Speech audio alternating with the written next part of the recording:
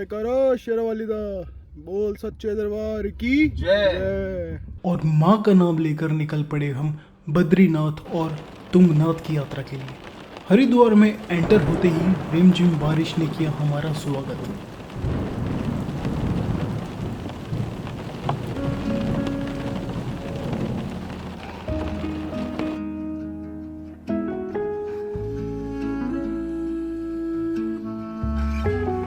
चारों धामों में से एक धाम बद्रीनाथ, जिसको पृथ्वी का बैकुंठ भी कहा जाता है, वो कितना खूबसूरत होगा इस बात का जवाब तो ये खुद रास्ते देते हैं।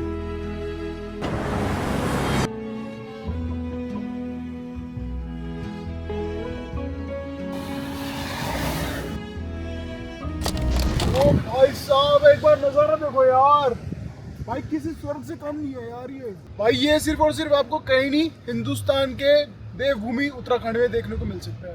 दोस्तों कैसे पत्थर धीरे धीरे सरक रहे हैं। तो भाइयों पहुंच चुके हैं हम देवप्रयाग, और अभी हमने रोकी एक साइड में गाड़ी, जहाँ पर अभी हम करेंगे अपनी ब्रेकफास्ट का इंतजाम। पहाड़ के किसी किनारे ठंडी हवा के बीच गर्म चाय की चुस्की का आनंद अलग ही है। चाय बहुत बढ़िया बनी है भाई। तो भाई हम ब्रेड सब अपने साथ लेके आए, ब्रेकफास्ट का आइटम। चाय बनाने के बाद हमारे संतोष भाई आगे क्या तैयारी कर रहे हैं? सैंडविच बनाने वाले मेरे दोस्त।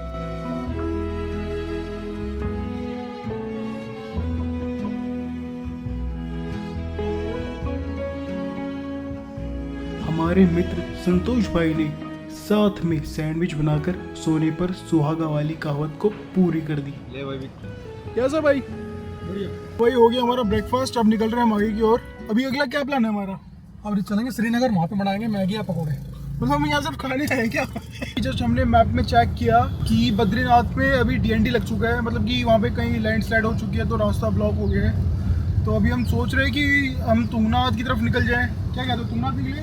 देखते हैं, या फिर हम एक काम करते हैं, जोशीमठ की तरफ निकल के वहाँ पे स्टे कर लेंगे। और अभी फिलहाल टाइम हो रहा है तो 10 साढ़े 10 हो रहे हैं, तो काफ़ी ज़्यादा जल्दी पहुँच गए हम। और सबसे अच्छी बात ये कि जब 2 बजे से हम निकले थे रात को, और अभी तक हमें कोई भी कहीं भी जाम नहीं मिला। हम फ्रीली आए हैं, एकदम रिलैक्स हो गए हैं, एकदम फुल एनर्जी के साथ आए हैं। चलो भाई, इनको आराम कर रहे तो क्योंकि इनको आगे भी बहुत चीज़ें खाना बनाना है। पकौड़े बनाएंगे भाई शेफ को नींद पूरी दो, तभी तो हमारी पेट में कुछ अन्न प्राप्त होगा। देखते हैं क्या स्टेटस है, जोशीमठ जाते हैं या फिर सीधा बद्रीनाथ निकलते हैं। Will let you know later. देखते ही देखते हम आ पहुंचे माँ धारी देवी के मंदिर।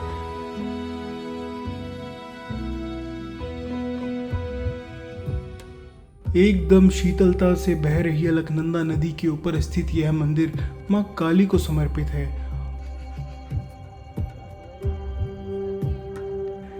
चलिए मेरे साथ मंदिर के अंदर। माँ धारी देवी को यहाँ के लोग देवी काली का रूप मानते हैं और उन्हें इस क्षेत्र की रक्षक देवी के रूप में पूजा जाता है। माँ धारी देवी का मंदिर उत्तराखंड के श्रीनगर के पास अलकनंदा नदी के तट पर स्थित है। यह मंदिर न केवल अपनी दिव्यता के लिए प्रसिद्ध है, बल्कि यहाँ स्थापित देवी की मूर्ति भी एक अनोखे रूप में है। कहा जाता है यह मूर्ति सुबह एक कन्या के रूप में दिखाई देती है और शाम होते होते वृद्ध के रूप में बदल जाती है। माँ धारी देवी को उत्तराखंड की रक्षक देवी भी माना जाता है। फाइनली दोस्तों, मैं माँ धारी देवी के समीप आ चुका हूँ, जिसका मुझे काफ़ी समय से इंतज़ार था, वो आज पूर्ण हो चुका है। जय माँ धारी देवी। तो दोस्तों, माँ धारी देवी की यह कहानी सिर्फ एक धार्मिक आस्था नहीं, बल्कि हमारे विश्वास, संस्कृति और इतिहास का प्रतीक है। अगर आप कभी उत्तराखंड जाएं तो माँ धारी देवी के दर्शन ज़रूर करें और इस दिव्य स्थल का अनुभव लें। और पहाड़ों के बीचों बीच शांत वातावरण में स्थित बहुत सुकून प्रदान करती है। जिस प्रकार की शांति मैंने यहाँ पर महसूस करी, उम्मीद करता हूँ आप भी इस वीडियो के जरिए महसूस कर पाएंगे। तो भाई जा तो रहे थे हम बद्रीनाथ की तरफ, देखा तो अभी बहुत ज़्यादा जाम लग रखा है, बता रहे कि आगे लैंडस्लाइड हो रखी है। तो करीब हमें आधा 1 घंटा हो गया वेट करते हुए। तो भूख लगने लग गई, तो भाई ने मैगी वैगी बनानी शुरू कर दी यहाँ पे। और अंकल जी वगैरह सब ग्राहक आ गए। 10 रुपये प्लेट। 10 रुपये प्लेट, 10 रुपये प्लेट, जिसको खाना है खाओ। भैया आया कहाँ से? गुड़गांव से। गुड़गांव से आया भैया बनवाना है, वो भी चबूतरे में बैठ के बैठा कहाँ पे? वास्तव में हमने बहुत सही डिसीजन लिया, अपने साथ हम कैरी करके लेके आए हैं सामान।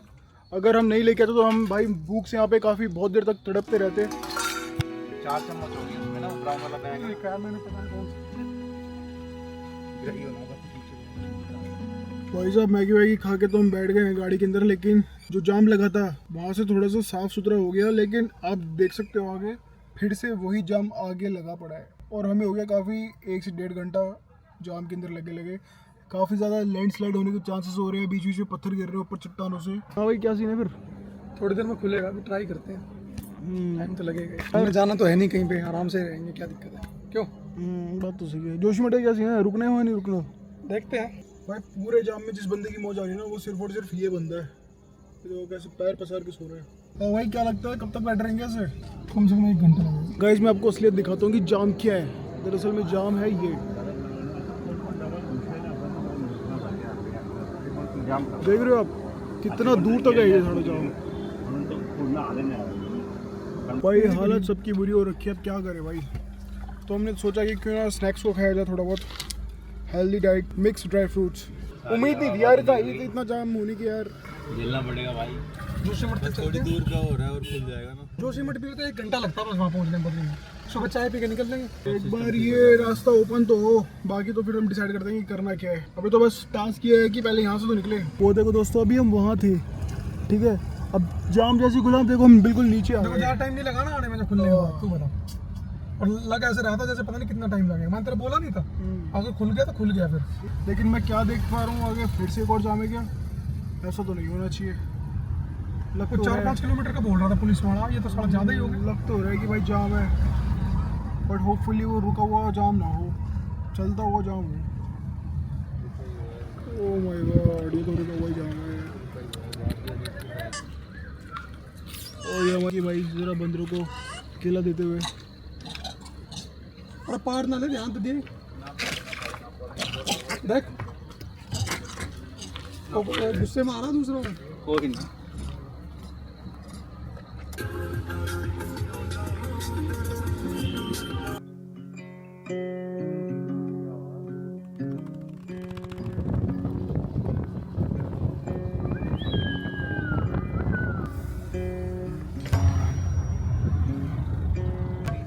केदारनाथ का इधर से गया, बद्रीनाथ का इधर से, ठीक है? हमें ऊपर जाना है ना, केदारनाथ जाना है ना, बद्रीनाथ ऊपर जाना है।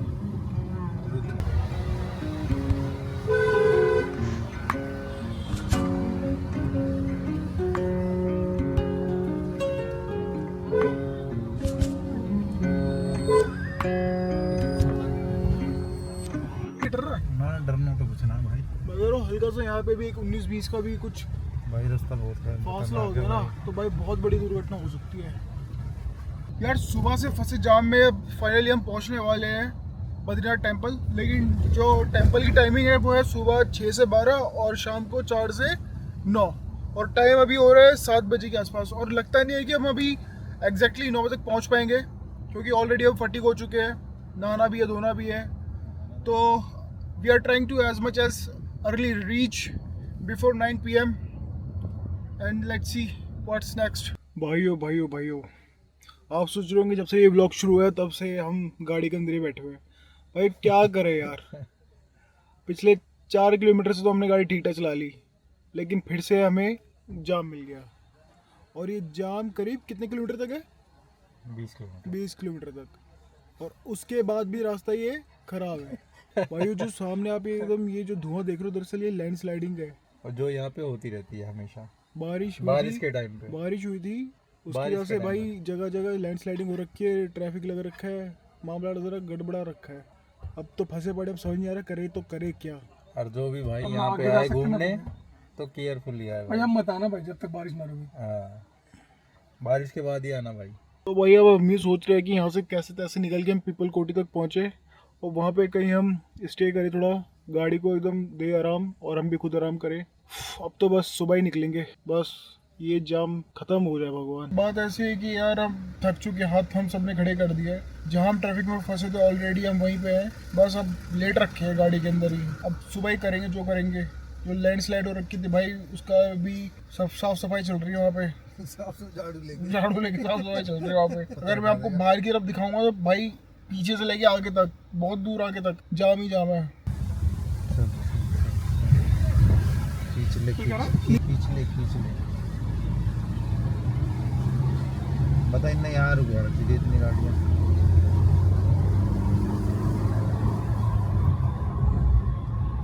और कहाँ गाड़ी से थार हो गई आगे। सब भग गई, शूट जाते हैं यहाँ, कोई ना रुका एक मिनट। तो दोस्तों आप देख सकते हो कि पहाड़ों को कैसे काट काट कर सड़क को चौड़ी करा गया है और ये पहाड़ अभी लैंडस्लाइड जोन में है। और रात में इन रास्तों पर ड्राइव करना खुद में एक हिम्मत की दाद देने योग्य बात है।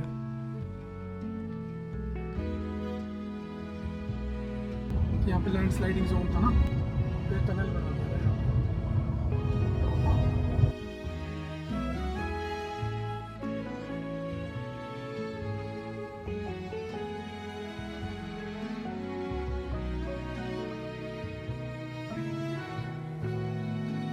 भाइयों सुबह हो गई, we are still in car और अब बज रहे सुबह के 5:30 और बद्रीनाथ जी का यहाँ से दिखा रहे हैं सिर्फ और सिर्फ 17 मिनट का रास्ता। बद्रीनाथ धाम, जहां स्वयं निवास करते हैं श्री हरि विष्णु। आइए इस अद्भुत यात्रा पर हम आपको ले चलते हैं, जहां आध्यात्मिकता और प्रकृति का अनूठा संगम आपको एक नई अनुभूति प्रदान करेगा। सच में अपनी आंखों से बद्रीनाथ धाम देखकर मुझे अब समझ में आ गया कि इसे बैकुंठ क्यों कहा जाता है।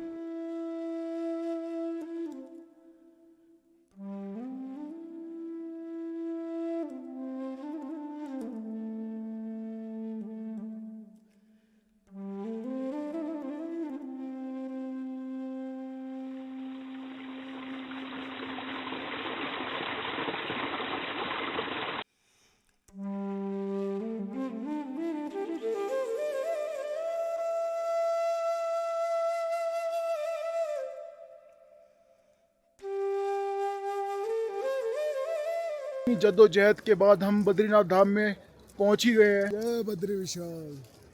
यहाँ पे हमने कर लिया ब्रश वगैरह।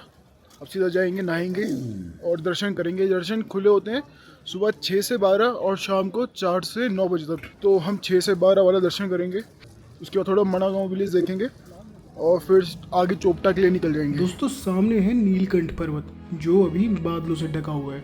बद्रीनाथ में जहां मैं अभी इस वक्त खड़ा हूं, वहां से साफ साफ सुनहरा चमकदार पर्वत यहां से देखने को मिलता है।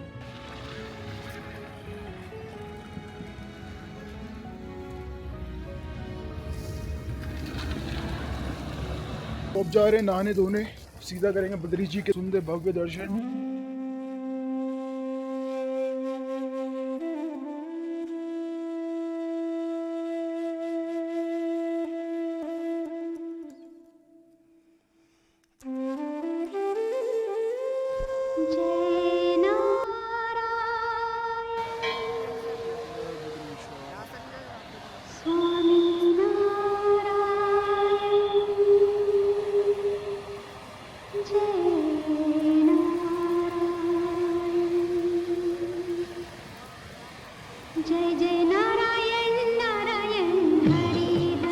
तो आपने मुझे अभी फूल दिया है, क्या ये ब्रह्म कमल है? नहीं सर, ये ब्रह्म कमल नहीं है, ये हमारे इधर इसको डलन बोलते हैं। अच्छा और ब्रह्म कमल यहाँ बैन है। अच्छा क्योंकि अगर हम उसका दोहन करना स्टार्ट करेंगे तो यहाँ लोग मांग उसकी ज़्यादा है। अच्छा दोहन होगा कहीं ना कहीं प्रकृति पे उसका असर पड़ेगा, इसलिए वो ब्रह्म कमल यहाँ का राजा पुष्प भी है। ओके इसलिए उसका दोहन करना यहाँ बैन है, बेचना और बेचना भी बैन है। जी अच्छा, सर।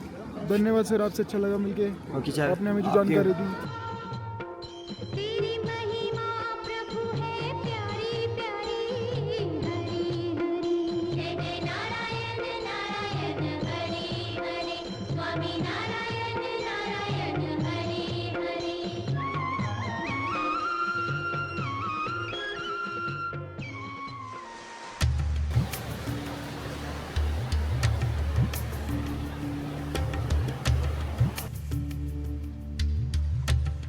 तो भाई हम आ गए मंदिर के बिल्कुल समीप।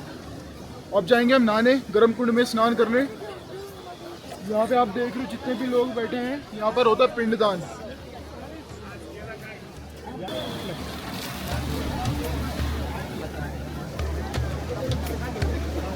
तो भाई गर्म कुंड में हो गया स्नान, अब चलते हैं श्री बद्री जी के दर्शन करने।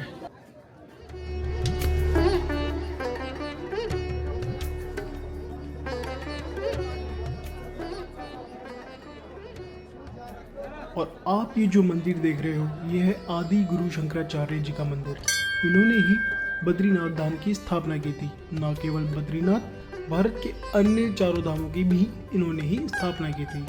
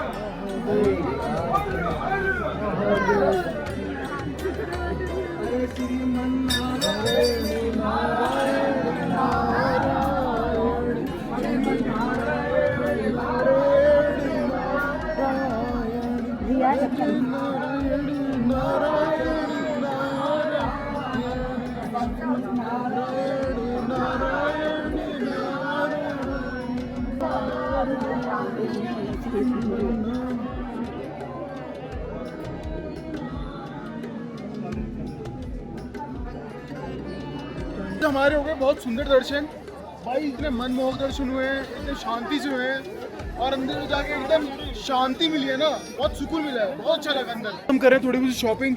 मैं सोच रहा हूँ कि मैं ये 2 डमरू ले लूँ, जिसमें से भाई ले रहे हैं अपने कुछ लॉकेट और कड़े।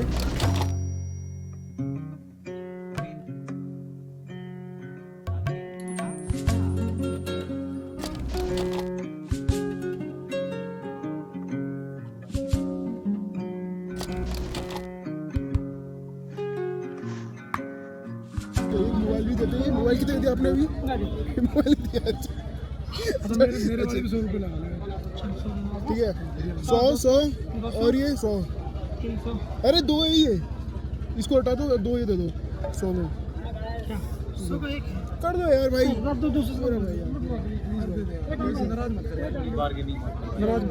अच्छा लाइक कमेंट शेयर सब्सक्राइब सब करेंगे यार, लाइक करेंगे, सब करेंगे। 200 300 350 350 से ज़्यादा नहीं दूंगा मैं। सब्सक्राइबर मिलेंगे। भाई का नाम मन्नू पवार, एकदम बिल्कुल बद्रीनाथ मंदिर के आगे ही 5 साल से चाय की दुकान लगा रहे हैं और इनकी चाय फेमस है। तो अभी हमें ये फ्री में एक कप टेस्ट कराएंगे। बिल्कुल चलो भाई बनाओ एक कप चाय, लेकिन पहले खा के आएंगे उसके बाद। ठीक है, थैंक यू सो मच। वही बद्रीनाथ की थोड़ा सा आगे जाते हैं हमने, बस अभी एक रेस्टोरेंट में हमने खाना ऑर्डर किया है। संतोष भाई ने ऑर्डर किया क्या? आलू पूरी।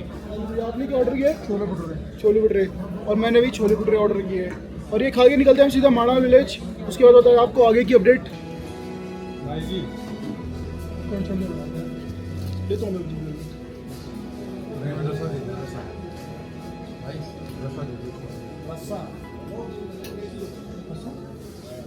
वैसे छोले भटूरे बहुत सही है, कम तले हुए हैं, क्रिस्पी है, बैलेंस्ड मसाले डाल रखे हैं, सही है, अच्छा टेस्ट है। बैठ चुके हैं अपनी गाड़ी के अंदर और जाएंगे सीधा यहाँ से माणा विलेज। अब माणा विलेज यहाँ से 10 मिनट की दूरी पे है। उसके बाद हम थोड़ा एक्सप्लोर करेंगे माणा विलेज को, दिखाएंगे कि माणा विलेज के अंदर क्या क्या चीज़ें हैं। उसके बाद जाएंगे, आज ही रात को जाएंगे हम तुंगनाथ महादेव मंदिर के लिए और हम प्रस्थान करने लग जाएंगे। तो दोस्तों बने रहना, जुड़े रहना और इस ब्लॉग को एंड तक देखना। आपको बहुत अच्छी खूबसूरत चीज़ें, दृश्य देखने को मिलेंगे कि कैसे आना है, कहाँ रुकना है, कैसे ठहरना है, कैसे सर्वाइव करना है। अगर आप कितने फ्रेंड्स के साथ आते हो तो कैसे आपको डील करनी पड़ेगी सिचुएशंस के साथ, वो सब आपको यहाँ इस ब्लॉग के अंदर मिल जाएगा। भाई ये माणा विलेज जा रहा है, माणा के लिए यहाँ से ऊपर के लिए रास्ता आ रहा है। सीधा ऊपर चढ़ जाए। कितना किलोमीटर पड़ेगा? 2-3 किलोमीटर होगा। अच्छा ठीक है भाई, धन्यवाद। माणा विलेज के लिए 2-3 किलोमीटर की दूरी तय करना ज़्यादा बड़ी बात नहीं है।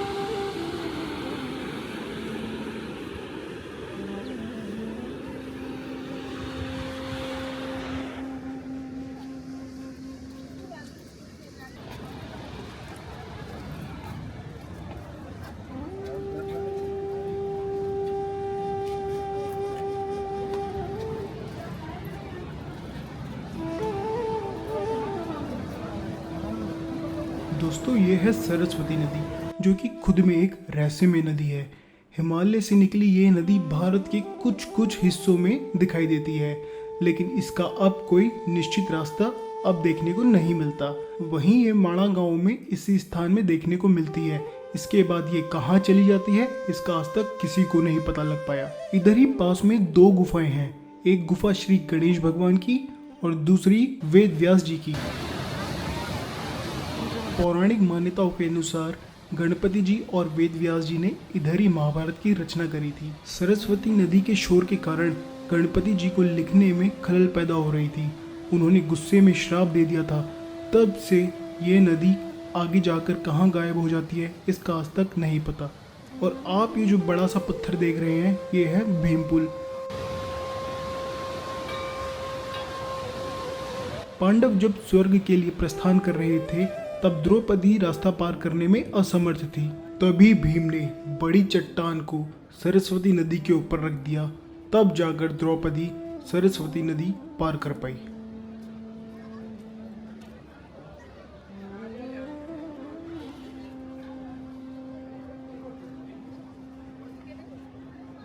आगे थोड़ा सा ऊपर चलते हैं तो हमें देखने को मिलता है स्वर्गारोहण मार्ग। यह वो स्थान है जहाँ से स्वर्ग का रास्ता शुरू होता है। इन्हीं रास्तों से होकर पांडव स्वर्ग के लिए गए थे। यहाँ बैठे साधु महाराज से मैंने इस विषय पर थोड़ी सी वार्तालाप करी, आप भी सुनिए। प्रभु जी, जैसे लोग कहते हैं कि सरस्वती नदी यहीं से शुरू होती है और यहीं पे आके विलुप्त हो जाती है, इस बात में कितनी सच्चाई है? इसमें सच्चाई ये है कि ये जस्ट बराबर में ही जो है ये यहाँ लुप्त हो जाती है। अच्छा, अलकनंदा जो आती है बराबर से ये वहीं लुप्त हो जाती है। इसके बाद में ये प्रयागराज में निकलती है सरस्वती, क्योंकि इसको श्राप लगा हुआ है गणेश जी का। अच्छा, क्योंकि गणेश जी ने जब इसकी आवाज़ तेज है तो गणेश जी जब महाभारत की रचना कर रहे थे, तब गणेश जी ने इससे सरस्वती मैया से विनय करी कि आप अपनी आवाज़ को थोड़ा धीमी कर लें। तो सरस्वती मैया ने अपने अहंकार के वशीभूत मना कर दिया। तो गणेश जी ने उसको श्राप दे दिया कि जा यहाँ के बाद में तू कहीं भी आवाज़ नहीं करेगी। तो यहीं आगे भी लुप्त हो जाती है। अच्छा, ये लुप्त हो जाती है। तो आगे अलकनंदा जा रही है, यहीं लुप्त हो जाती है। फिर प्रयागराज में जाके निकलती है, जहाँ हमारा शाही स्नान होता है। अच्छा, वहाँ तीनों धारा अलग अलग दिखाई देती हैं। उसमें सरस्वती नदी भी है। सरस्वती नदी अलग ही दिखाई देती है, ठीक है। लुप्त जा रही है नीचे वहाँ जाके दिखाई देती है। जहाँ हमारा कुंभ का मेला जो लगता है, शाही स्नान होता है ना हमारा, उसमें दिखाई देती है। वहीं होता है हमारा शाही स्नान। धन्यवाद प्रभु जी, आपने बहुत सारे लोगों की भ्रांतियों को मिटाया। अच्छा लगा आपसे जानकर।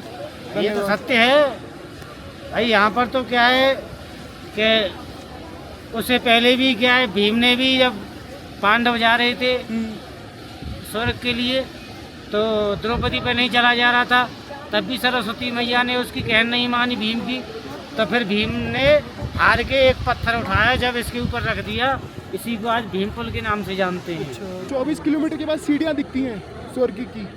दिखती नहीं है, पर उनको बोला जाता है अच्छा। कि यहाँ से मतलब स्वर्ग की सीढ़ी का मतलब होता है स्वर्ग की शुरुआत होती है यहाँ से। अच्छा, स्वर्ग की सीढ़ी का मतलब होता है यहाँ से शुरुआत होती है स्वर्ग की। ये स्वर्ग की सीढ़ी यही तो है। ये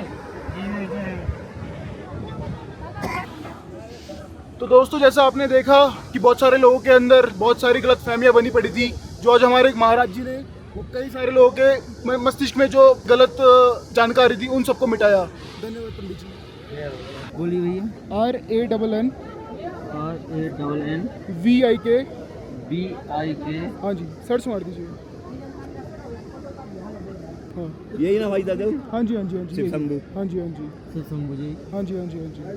ठीक है भैया। धन्यवाद भाई। MP से आए हुए हैं हम लोग। अच्छा चलो बढ़िया है। मेरे साथ 2 मित्र थे, वो तो थक चुके हैं, वो तो पीछे बैठे हुए हैं। अब उनके बस की तो मुझे लग नहीं रहा कि वो आगे थोड़ा और आगे जाके सफ़र करेंगे। आइए जानते हैं उनसे उनका अगला क्या स्टेप है। भाई वो आगे क्या कहानी है? अब चलते भाई सोएंगे।